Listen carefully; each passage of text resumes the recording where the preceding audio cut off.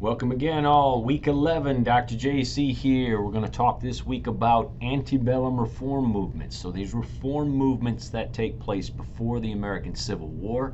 This will be the first of what we might call 3 periods of reform impulse in American history. And while the lecture will be a little choppy because I'm going to take specific select reform movements from the period, we're not going to cover them all. I do want you to take into consideration these reform movements in the larger context of previous discussions to this point. Through a nationalist lens, we see this expansion of the United States, this underpinning westward-looking ideology known as manifest destiny, that God or nature's God has endowed this people here, north, south, and west, to serve as a shining example for the rest of the world. We talked about that market, transportation, and communications revolution. Canal and harbor improvements, corduroy plank and macadamized roads, rail lines, all bent toward building a national economy, a global economy, all bent toward harnessing this seemingly endless supply of resources here in the United States for outlets throughout the world.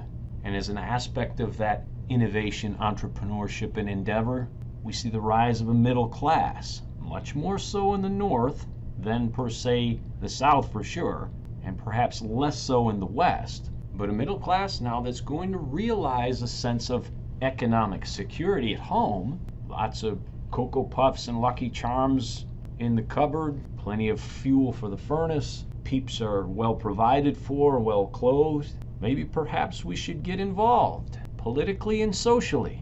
And therefore, when we talk about these antebellum reform movements, this isn't to say they didn't exist in the South and the West. They do and will. But understand we're largely going to be centered in urban areas within the North. And in that regard, it becomes, if we look at the sectional lens, another source perhaps of conflict or contention between sections of the country. Because as we'll see in the various reform movements ahead, not all of these movements are national in their orientation or design. And perhaps the best example of that is anti-slavery or abolitionism. And we'll go to that one first. Now it's important to keep in mind when we talk about anti-slavery or abolitionism, the latter implying or relating to immediate or gradual emancipation of slaves, the freedom of slaves, that this anti-slavery impulse or abolitionism was as much centered in the South early on as it was the North. You may recall last week's discussion about paternalism in the South, the idea that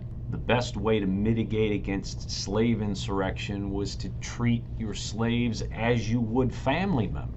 And that concept of paternalism, again, to reiterate content from last week, was born out of the conflicted collective mind of the Southern elites, Southern slave owners. These were very religious people. And yes, while you can cherry pick quotes all you want from different religious texts, in this case, the Christian Bible, servants obey your master, right? You could do that, but at their core, and understand, I know this because for over 20 years now I've done nothing but read dead people's mail. That's what we historians do when we research. I've spent years reading the plantation records of the plantation elite. And at their core, they know they shouldn't be making money off of somebody else's forced labor. And therefore, at least up until about 1830, the South remains apologetic for the institution. They don't like it. And that's why we see movements like the American Colonization Society emerge, or the Angelina and Sarah Grimkes of the world, daughters of plantation elite in South Carolina asking for their inheritance while they're still alive. Their inheritance paid in what? Property. Property in the South, especially meaning what? Slaves. And the Grimke sisters do what? They free their slaves. Eventually they'll move north and become part of this abolitionist or anti-slavery movement in the North, centered largely in 2 cities, Philadelphia and Boston. So it's important for us to understand that while we will discuss from this point moving forward abolition as a northern institution or movement, do understand that there are abolitionist roots in the South. Now, when we pivot to abolition in the North, one would be hard-pressed not to first mention William Lloyd Garrison and his anti-slavery newspaper, The Liberator.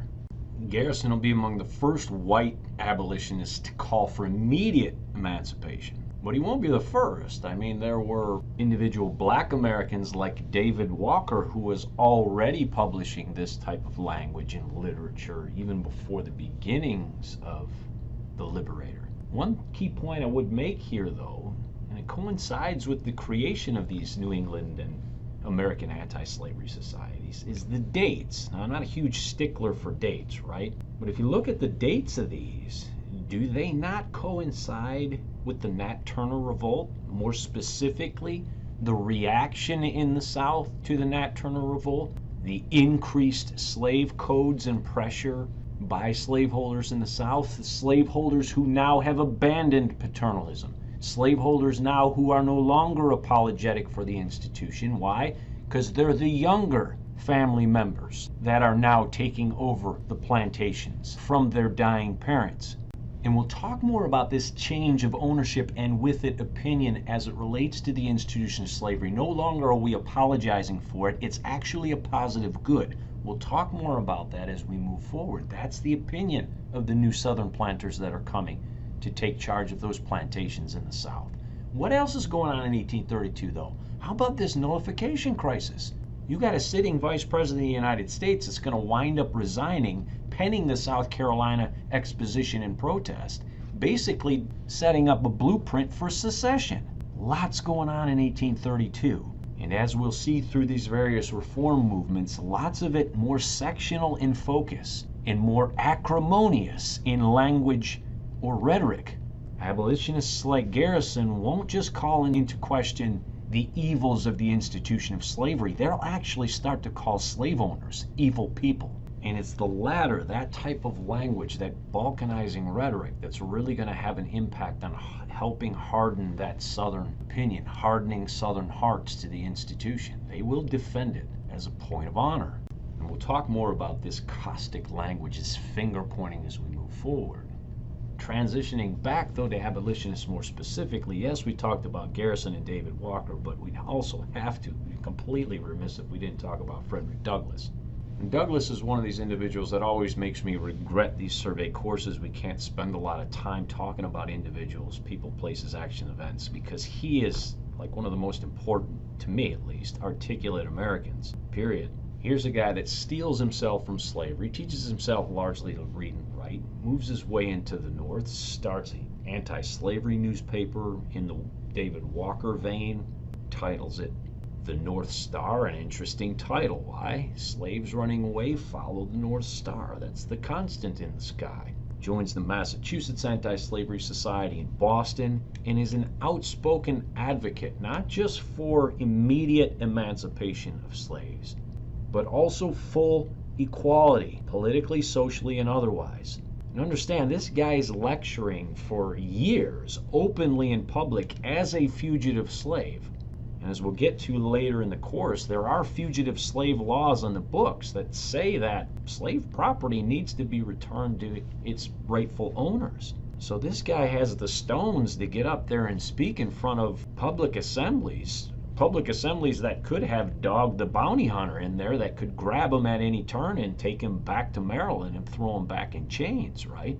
But he becomes such an important voice for the anti-slavery movement that friends of his will outright buy his freedom in 1847, and his master in Maryland will agree to the compensation. Before transitioning to women's rights next, I want to talk about a couple of very important and influential Black American women, the first being Harriet Tubman.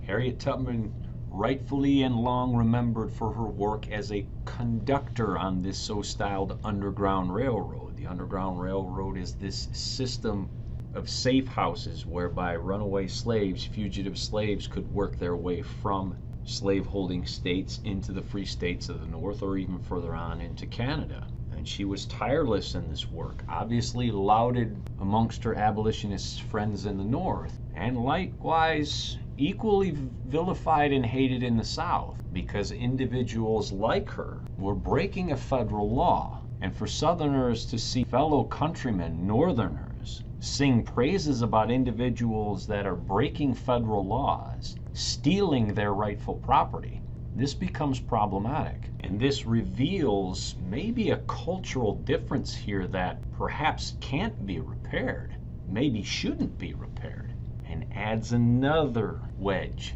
to this growing sectional divide. Another really important black female from the antebellum period happened to be Isabella or Belle Hardenberg, better known to us today as Sojourner Truth. Well, time limits our ability to get into Belle's story, and I hate it, right? I do. And I'd ask you guys to Google Belle's story. I want to talk briefly about how her story called into question the differences between gradual and immediate emancipation. When New York issued their gradual emancipation plan, which basically said any slaves born after X date would be forever free, that was like cheered in one way, but in another way it was like a collective WTF. I mean, think about the individual slaves like Belle Hardenberg, Sojourner Truth, that would have to live out their existence as slaves. And while they would welcome that their children and grandchildren would be forever free, what about us? And thus, Sojourner Truth's story here is one that just reveals the complexities on country trying to find a way to unwind itself, break the chains, literally and figuratively, from this peculiar institution, this institution of slavery, and trying to find the best way to do it for all parties. Now, hearkening back to my comment about Belle Hardenberg's What About Us, that was a voice shared amongst women more generally. And Seneca Falls is an awesome example of that. In the midsummer of 1848, women meet en masse at Seneca Falls in upstate New York. And for those of you, if you're ever traveling in the Rochester area in upstate New York, there's a really cool women's rights history trail that's done by the National Park Service. You can visit the Susan B. Anthony House in Rochester. Awesome museum there. Well worth your time.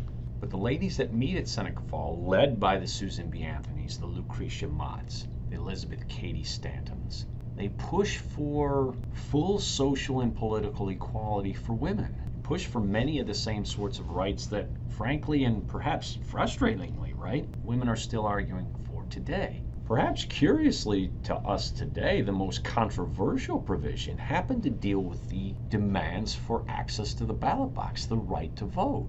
Pushback from white property males is easy to articulate here, largely because they would look to the elections of Andrew Jackson and say, good heavens, look what happened to American society, look what happened to American politics, society in general, when we opened the vote up to just average everyday white dudes. Oh great. Now we're going to open it up to white women. All these busybodies want to change everything, right?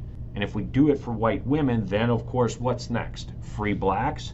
When does this madness end? So some pushback there to be sure. But what's more important, I think, and impactful we remember here is that it's issues like access to the ballot box whereby various anti-slavery reform movements can come together. You'll recall Frederick Douglass pushing for what? Access to the ballot box. And so you'll see the blending of movements and voices within and across these various antebellum reform movements, and in many cases led by the same people. And these same people tend to be wealthy, urban intellectuals from the North. And thus their message isn't always accepted very well throughout rural society in the North, rural society in the West, and in no place in the South. But these are individuals that have the money and the means to get their message out, however caustic, however balkanizing it may be to American society. In keeping with the spirit of the Second Great Awakening, in keeping with New England Transcendentalism, this idea of perfecting individuals and societies, the antebellum reform leaders will remain motivated because of that. And while admirable in some ways, because you want to try to perfect society, their neighbors during the period furrowed an eyebrow and said, why, pray tell, does your worldview have to be number one? Why are your morals more important, perhaps, than mine? And thus, for the folks that lived through these antebellum reform movements, whether north, south, or west, male or female, black, white, or red, there were severely mixed feelings and emotions over these calls for changes, some of them quite radical. But as it relates to the coming of the American Civil War, the growing sectional crisis, no movement during this time was more important or transformative than the anti-slavery movement. We'll talk more about that for sure in weeks ahead. Dr. JC out here from week 11. Next week, we'll talk about ways slavery will continue to divide America.